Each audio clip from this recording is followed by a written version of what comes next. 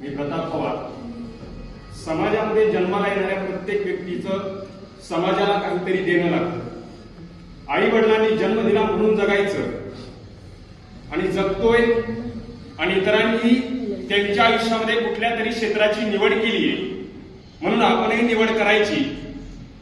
परंतु यथायोग्य अशी जर त्या निवडलेल्या क्षेत्राला जर दिशा जर आपल्याला देता आली नाही तर 2047च्या विकसित भारतामध्ये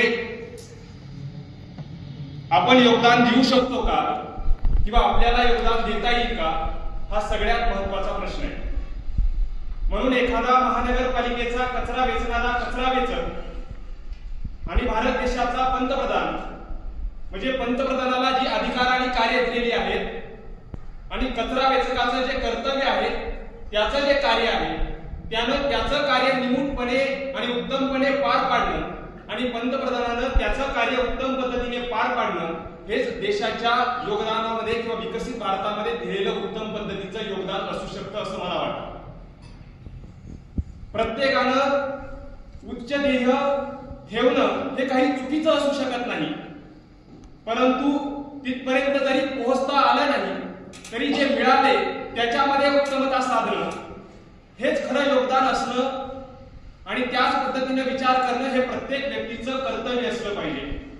मग आज जर तुम्ही वर्तमान स्थितीला पाहिलं तर जो शेतकरी 2015 साली 15 रुपये किलोने कांदा विकत होता तो शेतकरी 2025 साली पुन्हा एकदा 15 ते 20 रुपये किलोने कांदा विकतो. म्हणजे तुम्ही जर इतर क्षेत्रामध्ये जर पाहिलं तर जी वस्तू 10 रुपयाला काल मिळत होती किंवा 2 वर्षापूर्वी मिळत होती ती आज 20 रुपयाला किंवा तुम्हाला 30 रुपयाला झालेली दिसते. तसं शेती क्षेत्राच्या पिकांच्या बाबतीमध्ये होत नाही. मग मला सांगा, जो शेतकरी इतर क्षेत्रांमध्ये जाऊ इच्छितो किंवा त्याची मुलं उद्याच्या वेगळ्या क्षेत्रामध्ये स्वतःचा ठसा उमटवू इच्छितात, तिथे जी महागाई वाढलेली आहे त्याला तो शेतकरी किंवा त्या शेतकऱ्याची मुलं कोण देऊ शकतात का? मग अशीच जर वेळ शेती क्षेत्रावरती राहिली तर शेती क्षेत्राला 2047च्या विकसित भारतामध्ये योगदान देता येऊ शकतं का, हा सगळ्यात मोठा प्रश्न आहे.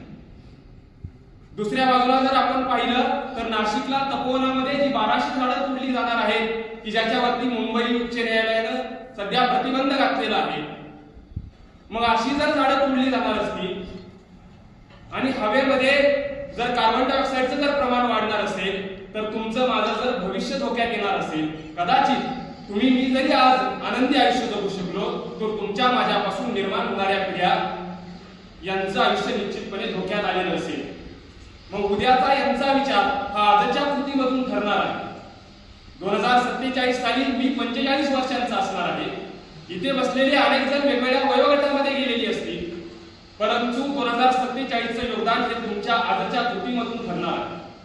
आणि म्हणून आज तुम्ही कुठली कृती करू इच्छिताय आणि तुमची कृती ही योग्य दिशेने जाणारी आहे का, आणि ती जर योग्य दिशेने जर जात असेल तरच निश्चितपणे उद्याच्या विकसित भारतामध्ये ती कृती योगदान देणारी ठरणार आहे.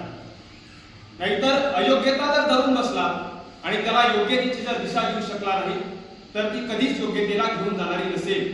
म्हणून मी एक कायद्याचा विद्यार्थी असताना आणि वकिली क्षेत्रामध्ये काम करत असताना जे कोणी सर्वसामान्य वर्गामधली न्यायाच्या प्रतीक्षेमध्ये किंवा न्यायालयापर्यंत येऊ इच्छित आहेत, मग मला असं वाटतं की न्याय व्यवस्था आणि पक्षकार यांच्यामधला महत्वपूर्ण दुवा हा एक वकील असतो.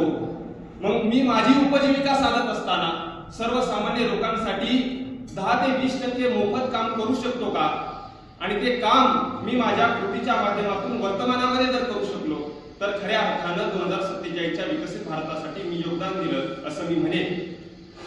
आणि म्हणून इथे बसलेले विविध क्षेत्रामधील मुलं मुली आहेत, त्यांनी जी काही क्षेत्र निवडलेली आहेत त्या प्रत्येक क्षेत्रामध्ये उत्तम आणि प्रतिभावंत कार्य करणं हीच त्यांनी खरं तर 2047च्या भारतामध्ये दिलेलं योगदान ठरणार आहे.